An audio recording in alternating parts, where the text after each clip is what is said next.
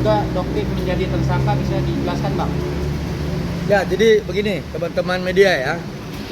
Saya belum bisa sampaikan bahwa apakah Doktip atau inisial Dr. S sudah ditetapkan menjadi tersangka atau belum, karena SP2HP ya secara resmi dari pihak penyidik Polrestabes Medan belum kami terima ya. Tetapi yang dapat kami sampaikan adalah bahwa SP2HP ya, disampaikan kepada kami terakhir tentang telah dilakukannya pemeriksaan terhadap inisial Dr. S, kemudian akan segera dilaksanakan gelar perkara untuk kemudian ditetapkan tersangka atau tidaknya ya. Yang pasti kita menunggu dari pihak penyidik Polrestabes Medan melalui pemberitahuan resminya.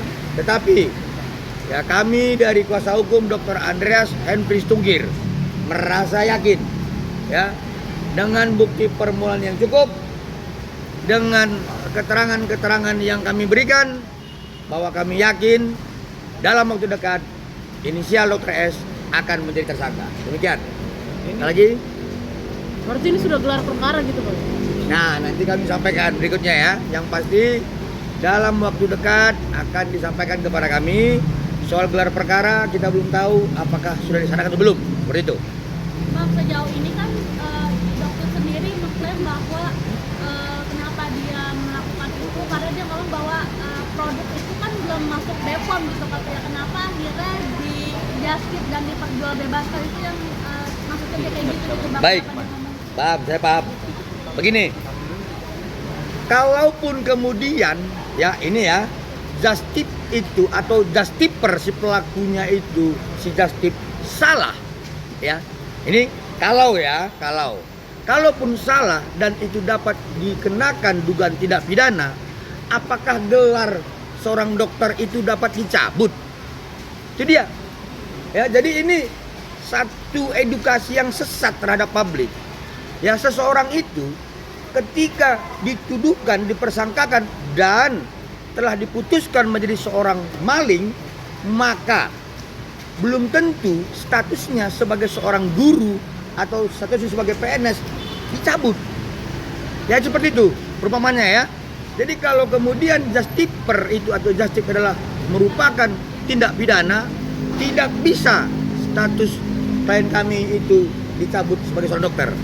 Ya, jadi perkataan, perbuatan, caption yang disampaikan oleh Dr. S terhadap klien kami karena mengatakan bahwa klien kami fix bukan dokter, seperti itu.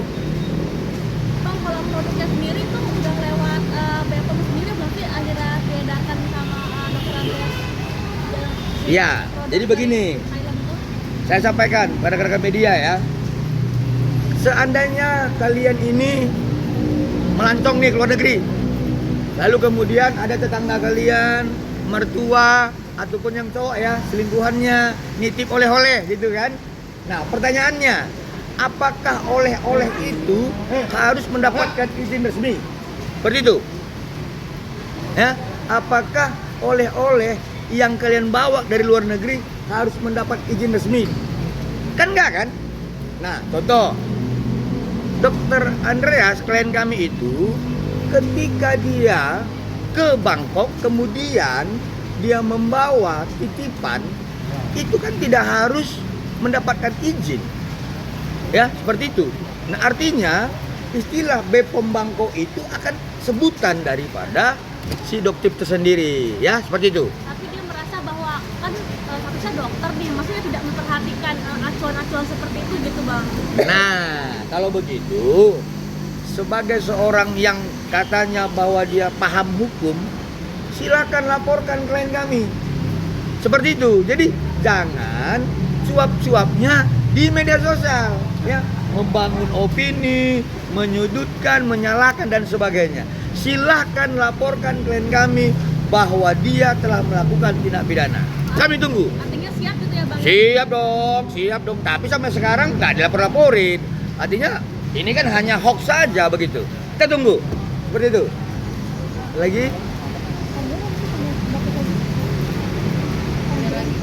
Ada lagi? Udah ada kasus bang ke dokter sendiri di Medan ataupun di mewakili di Tangsel? Saat itu kita ketahui sekitar kurang lebih 2 minggu lalu bahwa Dokter S ya sudah diambil keterangannya di Polres Tangsel ya. Nah, terhadap keterangan yang diberikan oleh Dokter S, kami yakin dan percaya dalam waktu dekat gelar perkara akan menetapkan beliau menjadi tersangka. Seperti itu. Udah naik sidik bang? Sabar ya, sabar ya. Jadi satu lagi tambahan ya kawan-kawan. Selain klien kami Dr. Andreas, kami perlu menyampaikan juga ya tuduhan-tuduhan yang disampaikan kepada klien kami Dr. Reja Gladys ya terkait ada pertemuan di Komisi 6 ya saat itu. Perlu kami sampaikan bahwa klien kami tidak pernah membuat permohonan rapat dengar pendapat umum. Satu. Nah, kalau kemudian ada undangan ke klien kami memang belum tahu sebagai kuasa hukum.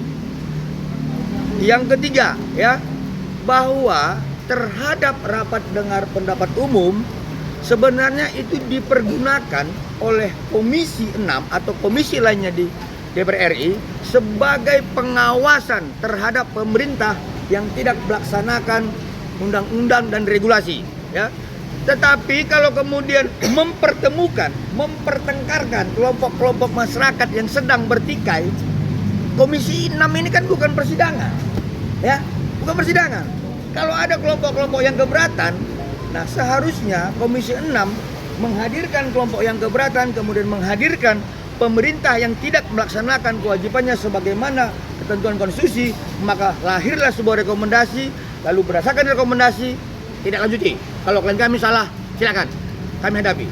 Jangan ngomongnya di medsos terus seperti itu, ya. Yang pasti di mana ada Abang Biring, yakinlah kalian pasti ada tersangka. Ya, terima kasih. Bang, tapi kemarin terkait rapat di Komisi 6 itu kan Doktif Dalam KUHP, ya, ini kan kalian tanya advokat nih ya. Kalian bukan tanya orang-orang yang ormas-ormasan ya, advokat ya. Di dalam KUHP, di dalam Perkap nomor 6 2019, kalau bukti permulaan cukup dan minimal 2 alat bukti sebagaimana putusan Mahkamah Konstitusi nomor 21 2014 terpenuhi, maka akan tersangka. Dan kami sudah menyajikan itu. Soal resminya nanti tunggu dari Polrestabes Medan ya. Berarti kemungkinan akan jadi tersangka, Bang. Ya, kita akan lanjutkan. Ya, proses hukum acara kan ada. Ya, di proses di Polrestabes Medan, di proses di Polda Metro Jaya, di proses di Polres Jakarta Selatan. Ini kan banyak LP terhadap Dr. S itu.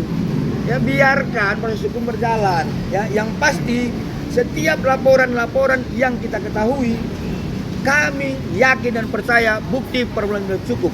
Seperti itu. Bang, sejauh ini udah ada berapa bukti yang diserahkan, Bang? Bukti Terhadap Dr. S dari Polrestabes lebih dari 2. Berupa yang ada, Bang? Kalau di Polrestabes itu satu laporan dengan nomor 1400 tahun 2024 8 Oktober ya. Satu LP bukti permulanya sudah cukup dan lebih dari 2 seperti itu. Apa Janganlah, nantilah press release ya.